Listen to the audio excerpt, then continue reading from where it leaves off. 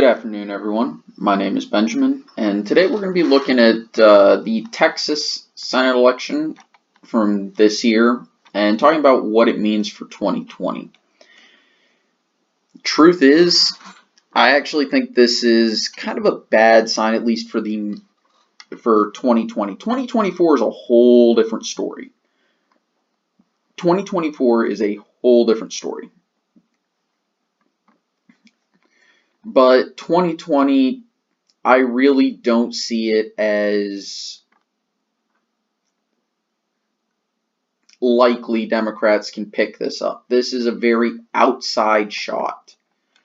Okay, and here's why. If we were to go to the 2016, and actually 2016 president, let's go here. What we find out is that not only did so looking at this, Trump beat Ted Cruz by about by a little bit over 400,000 votes. Okay, so if it was Ted Cruz versus Donald Trump, Trump would have won. Now, obviously, this is midterm turnout. The problem is Beto O'Rourke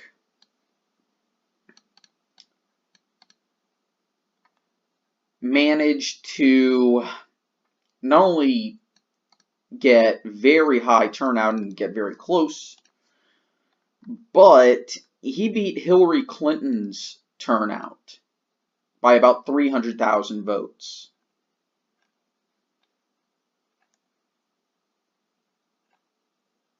Which, honestly, to me, this means that not only did O'Rourke, match Democratic presidential year level turnout against Ted Cruz, but he managed to convince maybe a few independents, probably at least 300,000. So with presidential level turnout, plus some independents who really hated Ted Cruz, which, to be fair, is not exactly rare, he still managed to lose by a little over 2%, or 200,000 votes. What does this mean for 2020? Well, you're going to get Republicans with presidential level turnout. And Beto O'Rourke is essentially maxed out turnout for the Democrats. Unless Cornyn does something really unpopular or gets caught in a massive scandal, or Trump does something horrendous that drags everyone down, Texas isn't going blue in 2020. That's what the 2018 midterms prove, is that Texas isn't ready to go blue just yet.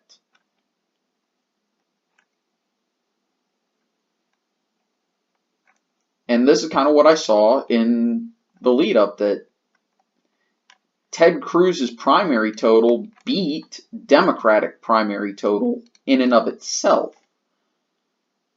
Now, obviously, this was a much closer race than I think some people expected, but it was well within the margin of error, and I wouldn't have been too shocked about this result.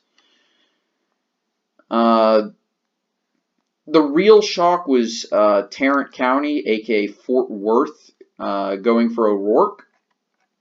But I think that's just Ted Cruz being unpopular. And maybe some people will say that, see, Emerson College almost hit it right on the head. Let's see, anyone else get it pretty close?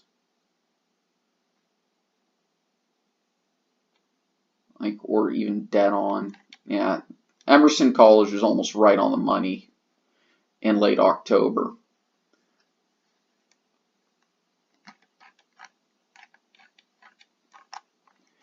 So what does that mean for 2020? Wow.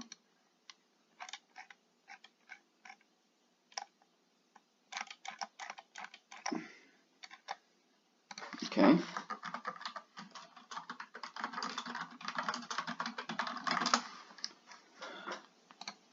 Here we go.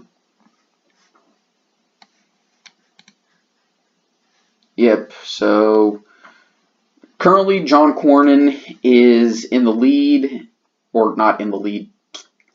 Currently John Cornyn is the only Republican, and apparently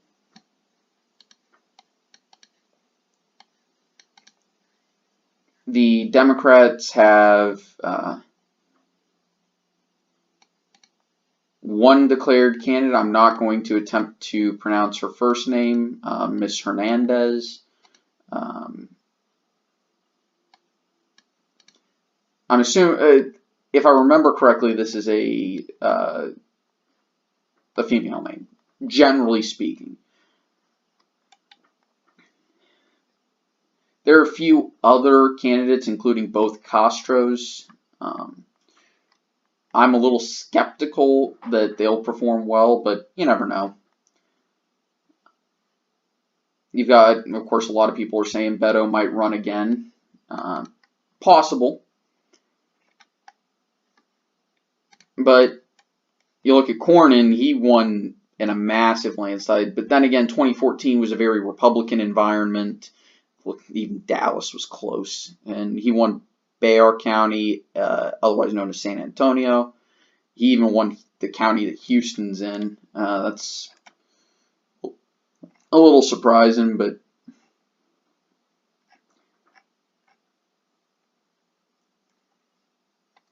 I don't think it's that too much of a shock.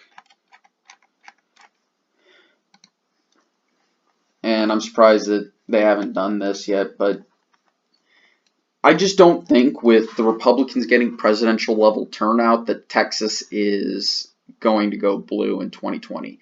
I'm not going to say it's impossible because that's a hot take and that's just too much. If you're wondering why this video came out a little bit late, I'm not telling. No, I'm just kidding. I was watching Game 6 of the World Chess Championship, so deal with it. Anyway, thank you all for watching. Hope you enjoyed. I'll see you guys next time. Take it easy. Have a nice day.